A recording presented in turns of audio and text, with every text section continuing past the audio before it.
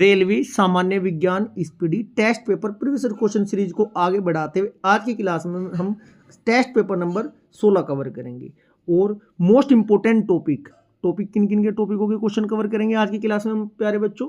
लोलक, तरंग गति, ध्वनि तरंगे, प्रकाश तरंगे, अनुप्रस्थ तरंगे, विद्युत चुंबकीय तरंगों से पूछे जाने वाले क्वेश्चनों को ऑप्शन के अकॉर्डिंग जितने एक्स्ट्रा फैक्ट से क्वेश्चन बन सकते हैं साथ के साथ कवर करते हुए चलेंगे। ये क्लास आगामी सभी परीक्षाओं के लिए अति महत्वपूर्ण होने वाली है। आपको डायरेक्ट इस क्लास से एग्जाम में क्वेश्चन देखने को मिलेंगे।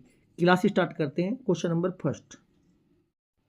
फर्स्ट, ध्वनि तरंगे होती है। ध्वनि तरंगे कैसी होती है, प्रकाश तरंगे कैसी होती है, अनुचुंबकीय तरंगे कैसी होती है, डायरेक्ट पूछा जाता है।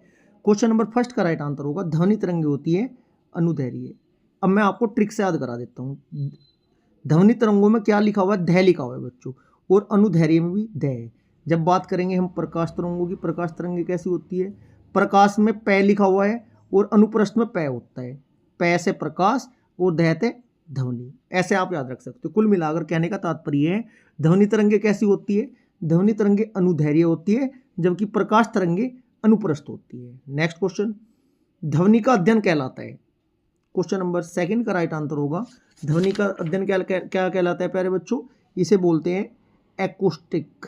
ऑप्शन नंबर ए आपका राइट आंसर हो जाएगा। डायरेक्ट क्वेश्चन पूछा जाता है ध्वनि का वेग सर्वाधिक होता है ठोस में। सर्वाधिक ध्वनि का वेग कहीं में होता है बच्चों, ठोस में होता है। ध्वनि की चाल जो न्यूनतम होती है कहीं में होती है, गैस में। ठीक है जी। डायरेक्ट एक क्वेश्चन पूछा जाता है ध्वनि गमन नहीं कर सकती, कहीं में नहीं कर सकती गमन, निर्वात में। ध्वनि का वेग होता कितना है प्यारे बच्चों, डायरेक्ट ये भी क्वेश्चन, हवा में ध्वनि का वेग होता है 332 मीटर पर सेकंड। ये क्वेश्चन कई बार एग्जाम में पूछा जा चुका है। ऐसे ही आपको ये भी पता होना चाहिए जल में ध्वनि का वेग कितना होता है, स्टील में सर्वाधिक होता है कितना होता है। ठीक है प्यारे बच्चों। एक क्वेश्चन आता है जैसे हम स्टेशन पर खड़े होते हैं, पास आती हुई रेलगाड़ी की सीटी की आवृत्ति ना बढ़ती जाती है, एकदम बहुत ही तीक्ष्ण आवाज हमारे कानों में पड़ती है। जो गाड़ी का, जो ट्रेन का इंजन होता है, किसके कारण, डोपलर प्रभाव के कारण। किसके कारण होता है, डोपलर प्रभाव के कारण। अब बात हो रही है ध्वनि तरंगों की, प्रकाश तरंगों की। ये जो आप बच्चों ये है ना आप पढ़ रहे हो अनुप्रस्थ तथा अनुदैर्घ्य है, ये क्या होता है, यांत्रिक तरंगों के टाइप होते हैं। ये यांत्रिक तरंगों के टाइप। क्लियर है जी यहाँ तक। एक ध्वनि जो आपका तरंग दैर्घ्य का एसआई मात्रक पूछा जाता है बार बार एग्जाम में, ये तो क्वेश्चन रिपीट होता है। तरंग दैर्घ्य का एसआई मात्रक ये होता है एंगस्ट्रम। क्या होता है, एंगस्ट्रम। वैल्यू कितनी होती है, एक एंगस्ट्रम बराबर होता है 10 की पावर -10 मीटर। 10 की पावर -10 मीटर। ये भी क्वेश्चन एग्जाम में कई बार पूछा जा चुका है। ठीक है जी।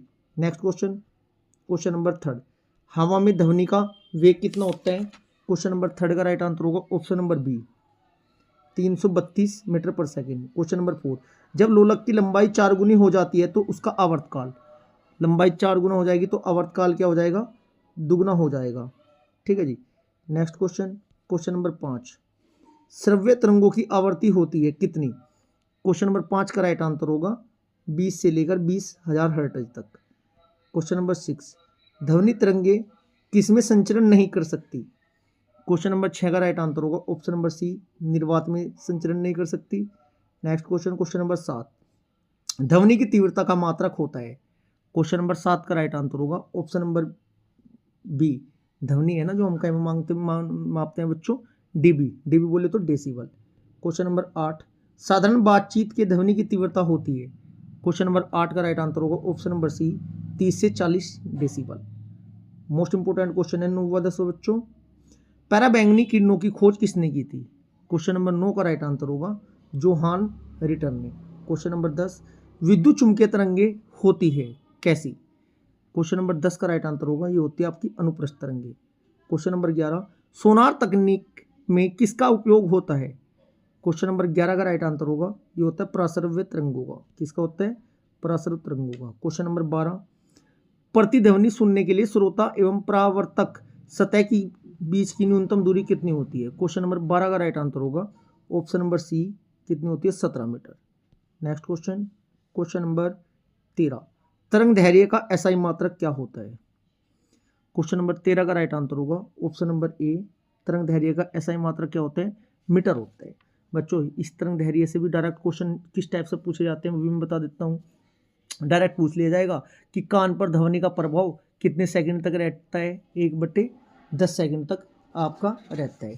जो आपका सरल आवर्त गति से क्या क्या क्वेश्चन पूछे जाते हैं, आवर्ती का मात्रक हर्ट्ज में आपको बता चुका हूँ। किसी पिंड की साम्य स्थिति के इधर उधर गति करने को क्या कहते हैं, दोलन गति कहते हैं। आवर्तकाल निर्भर नहीं करता, द्रव्यमान पर निर्भर नहीं करता। एक झूले वाले 2-3 क्वेश्चन बनते हैं। झूले पर एक व्यक्ति के स्थान पर 2 व्यक्ति यदि बैठ जाते हैं तो आवर्तकाल पर क्या प्रभाव पड़ता है, अपरिवर्तित रहता है। क्या रहता है, अपरिवर्तित।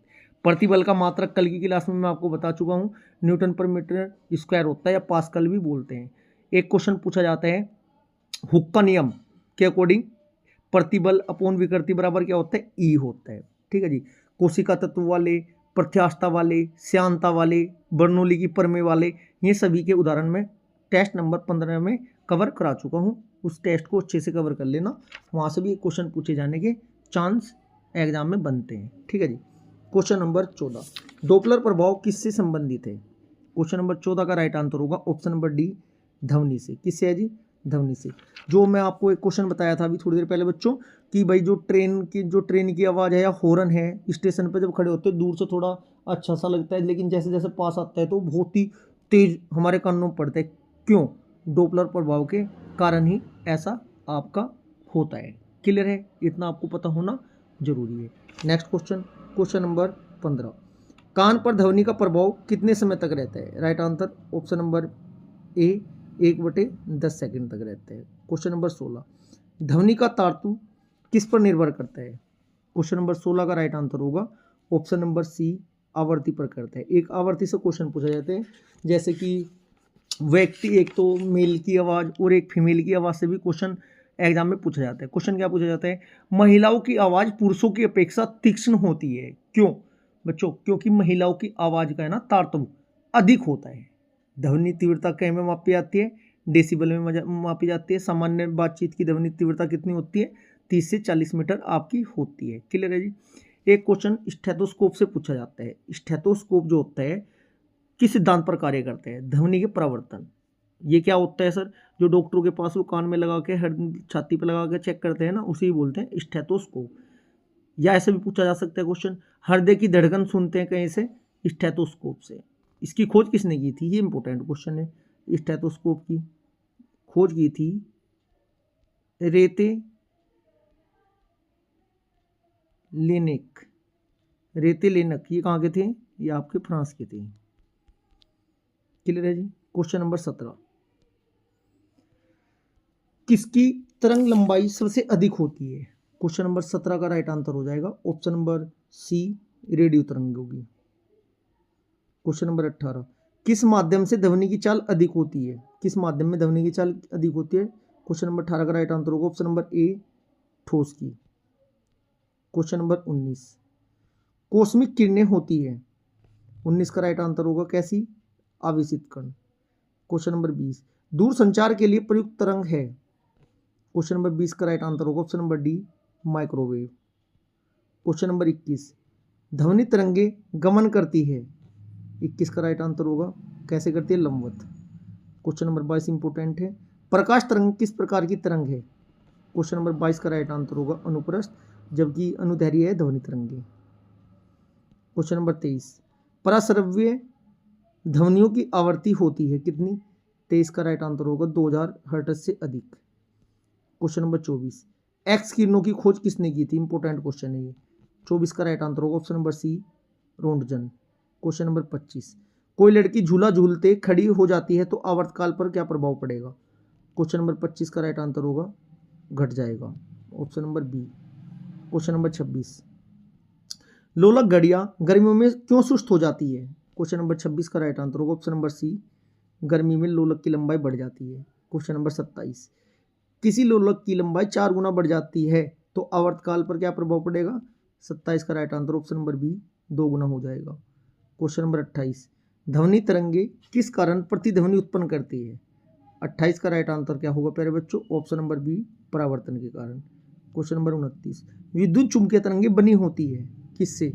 29 का राइट आंसर होगा ऑप्शन नंबर सी, प्रोटॉन की। क्वेश्चन नंबर 30, हमारा कान सुन सकता है। क्वेश्चन नंबर 30 का राइट आंसर होगा ऑप्शन नंबर सी, श्रव्य तरंगों को। क्वेश्चन नंबर 31, पास आती हुई रेलगाड़ी की सीटी की आवृत्ति किस कारण बढ़ जाती है। क्वेश्चन नंबर 31 का राइट आंसर होगा ऑप्शन नंबर डी, डॉपलर प्रभाव के कारण। क्वेश्चन नंबर 32, जल में ध्वनि की चाल कितनी होती है। हवा में तो पता ही होना चाहिए, लेकिन जल का भी पता होना चाहिए।